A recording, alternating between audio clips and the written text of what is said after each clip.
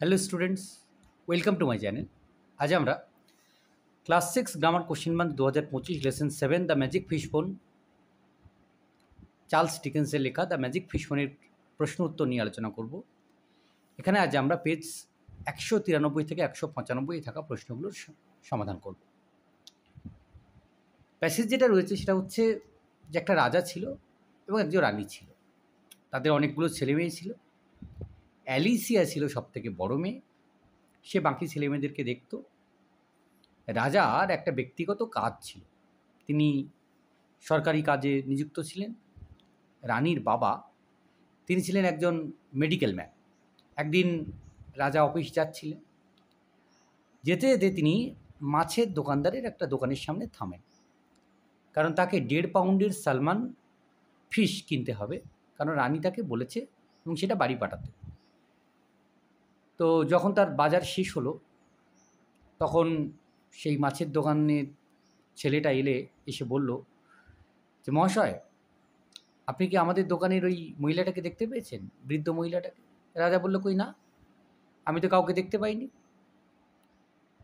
তো আসলে কি ছিল যে ওই মহিলাটি, বৃদ্ধ মহিলাটি শুধুমাত্র ছেলেটিকেই দেখা দিত, অন্য কাউকে দেখা দিত না, এই জন্যই সে আর দেখতে পায়নি। তো এই ছিল প্যাসেজ। এখান থেকে প্রশ্ন। প্রথম প্রশ্ন রয়েছে, the king and the queen had several children. রাজা এবং রানীর অনেকগুলো ছেলেমেয়ে ছিল। দ্বিতীয় প্রশ্ন, অ্যালিসিয়া লুকড আফটার। অ্যালিসিয়া কাদেরকে দেখাশোনা করতো? হার ব্রাদার অ্যান্ড সিস্টার, ভাই বোনেদের দেখাশোনা করত। C, the king wanted to buy salmon wing. রাজা সালমান কিনতে চেয়েছিল কতটা? 1.5 pound, a pound and a half. D, the old lady had been visible to. বৃদ্ধ মহিলাটা কাকে দেখা দিত? The fishmonger's boy. এবার হচ্ছে রিঅ্যারেঞ্জ, সাজিয়ে লিখতে হবে। তো এখানে টোটাল 5টা বাক্য রয়েছে। প্রথম যে বাক্য, the old lady had been invisible to him, এটা হবে 5 নম্বর বাক্য। B, Alicia looked after her sister and brothers, এটা হবে 1 নম্বর বাক্য। The fishmonger's errand boy came running after him, এটা হবে 4 নম্বর বাক্য।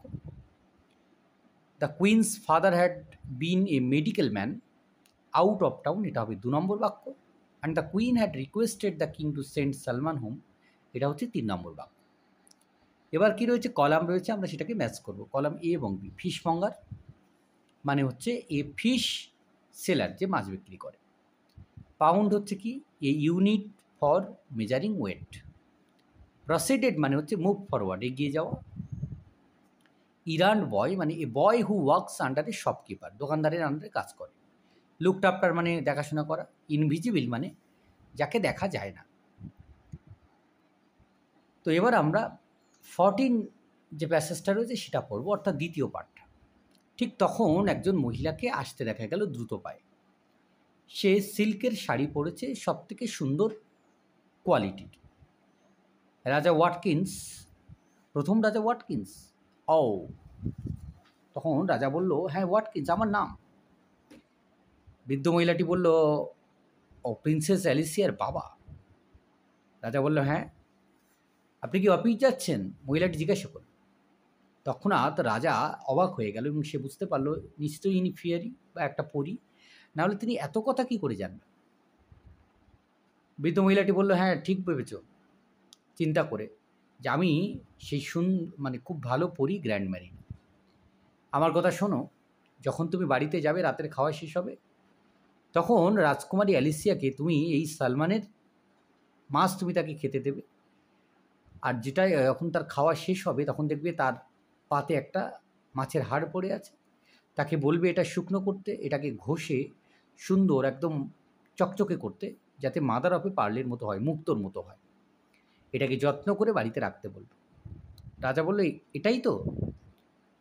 হ্যাঁ, আর রাজকুমারীকে বলো যে আমার ভালোবাসা জানিও।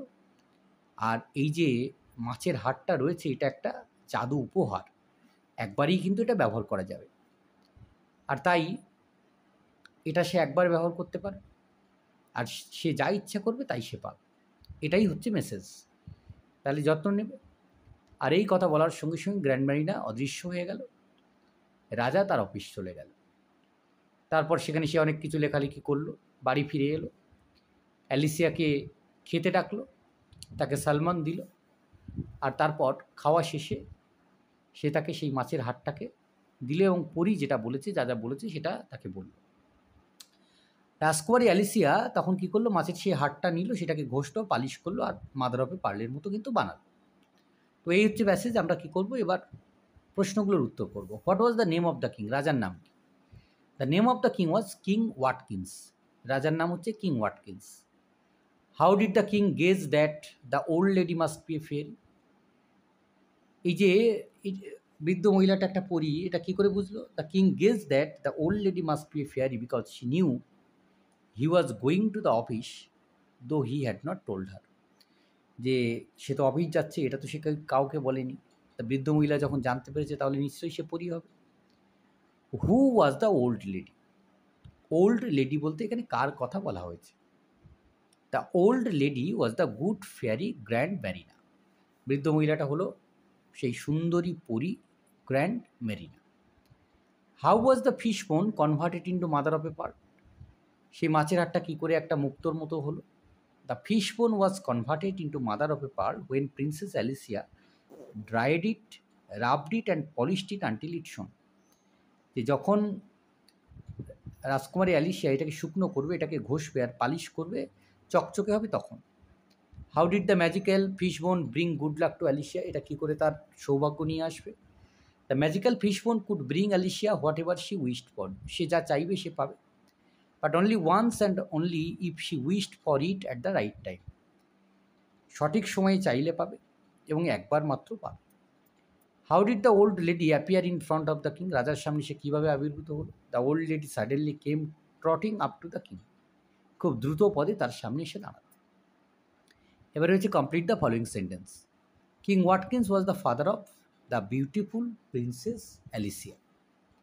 B, princess Alicia took care to dry, rub and polish the fish bone till it shone like mother of a pearl. C, the old lady was dressed in, কী পোশাক পরেছিল? Short silk of the richest quality. D, the fish bone was a magic present which could be used only once to fulfil a wish at the right time. একবারই ব্যবহার করা হবে সঠিক সময়। এবার হচ্ছে ম্যাচ রয়েছে। ট্রটিং মানে ওয়াকিং স্পিডিলি, ইনস্ট্যান্টলি মানে ইমিডিয়েটলি, তৎক্ষণাৎ। মাদার অফ এ পার্ল মানে মুক্তোর মতো, inner layer of a shell. তো এই ছিল এই পর্বের সমাধান। ধন্যবাদ সকলকে সঙ্গে থাকার জন্য। দেখা হচ্ছে পরের ভিডিওতে।